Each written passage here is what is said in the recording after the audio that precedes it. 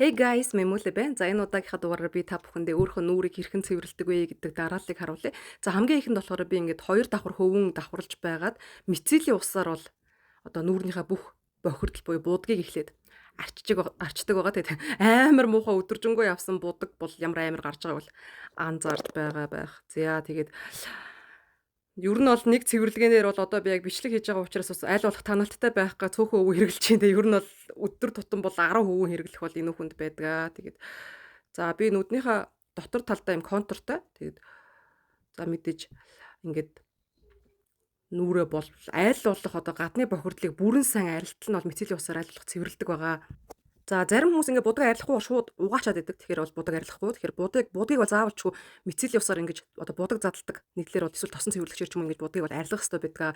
За дээрэс нь хүмүүс нүрээ шууд савнд угаачаад идэг. Би ихэнхдээ тэгдэггүй. Ягаад тэр маш өдөржингөө гадуур яваад нүр бол хуурайчихсан байдаг учраас нүрээ савн хүрэхээс өмнө савн ч өөрөө бас тодорхой хэмжээний нүрийг маш ихээр одоо чийг алдуулж хуурайшуулдаг учраас яг ингээд одоо мицелийн усаар цэвэрлснийхээ ардаас би нэг бол одоо салфеткан маск тавиад тэгээд 15 минутын дараа бол савдаж угаадаг. Эсвэл эхлээд ингээд тэжээлийн тос төрхдөг. Заримдаа 7 хоногт 1-2 удаа бол ингээд тэжээлийн тосоор массаж хийж өгдөг. Тэгэхээр массаж хийхдээ аль болох та бүхэн маань нүрээ доош нь чиглэлтэй биш. Одоо яг гоо сайхан ч нүүрэнд тань массаж хийж ингээд төсөөлөөд ингээд дээшээ чиглэлтэйгээр массаж хийх хэрэгтэй. За ингэсний дараа бол нүүр сайхан зөөлрөөд нөгөө гадуур яваад хуурайшчихсан арьс ч юм бол сайхан зөөлрөөд ирнэ. Мэдээж мицелийн усаар маш сайн цэвэрлсэн учраас одоо бол бохирдол байхгүй. Гэхдээ хуурайш одоо нөгөө шууд савнгаар угаахад хуурайшуулахгүй тулд ингэж аль болох гоё зөөлөж чийшүүлснийхаа дараа савндаж угаадаг. За тэгээд халуун бүлээ ийм нөгөө нэг салфетик гэдэг чинь ийм алчуураар ингээд буцалсан бүлээ усанд бигнүүдж жагаад ингээд тосныхаа үлдэгдлийг ачаад аавна. За тосны үлдэгдэл бас савнд бүрэн арилдаггүй учраас би ардаас нь бас мицелийн усаар дахиад нэг удаа ингээд хөвөнд шингээгээд арчдаг. Тэгээд энэ цэвэрлэгээ болгоны ардаас ямар их бохирдол гардаг бол та нар